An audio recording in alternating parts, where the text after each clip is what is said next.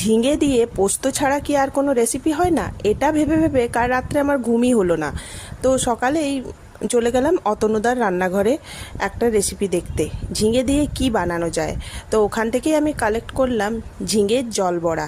হ্যাঁ, এই রেসিপিটা হয়তো অনেকে জানো আর অনেকের কাছে অজানা। এটা একটা ট্রেডিশনাল রেসিপি হচ্ছে, আগেকার দিনে ঠাকুমারা এই সব রান্না করতেন।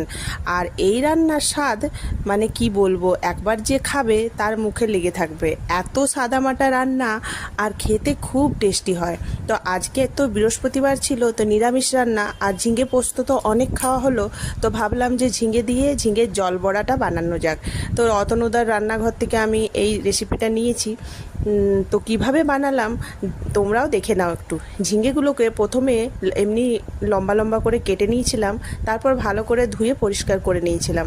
তারপর ওইগুলো গরম তেলে কালো জিরে 1 চামচ আর 2টো কাঁচা লঙ্কা দিয়ে ঝিঙেগুলো ভালো করে ভেজে নিয়ে ওর মধ্যে যখন তেল ছেড়ে যাবে তখন জল দিয়ে সেদ্ধ হতে দিয়েছিলাম। আর ঝিঙে সেদ্ধ হতে তো বেশি টাইম লাগে না। ভিজিয়ে রেখেছিলাম ছোলার ডাল, ওর মধ্যে 2টো কাঁচা লঙ্কা মিক্স করে বেটে নিয়েছিলাম। আর আমি কিন্তু শিলনোড়াতেই এটা বেটেছি। তোমরা চাইলে মিক্সিতেও বাটতে পারো, তবে আমার জানি না কেন শিলনোড়াতে বাটলে ওর টেস্টটা ভালো লাগে, তাই শিলনোড়াতেই আমি বাটি। একটু কষ্ট করি, কিন্তু আমার মনে হয় একটু স্বাদটা যাতে ভালো হয়। তো যাই হোক, দেখো তারপর এই বড়ার আকারে ছোট্ট ছোট্ট বড়া বানাতে হবে। আর এই ফুটন্ত ঝোলের মধ্যেই দিতে হবে বড়াগুলো। যেই মানে একটা একটা করে বড়া দেবে, দেখবে নিজে নিজেই ওগুলো ভেসে উঠবে।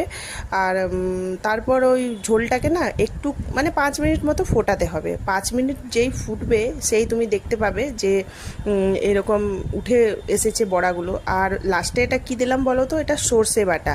এমনিতে অনেকে সর্ষে পোস্ত মিক্স করে দেয়, কিন্তু ওই যে বললাম যে পোস্ত খেয়ে খেয়ে আমার আর পোস্ত ভালো লাগছে না, তার জন্য মানে সর্ষে বাটাই আমি দিয়েছিলাম।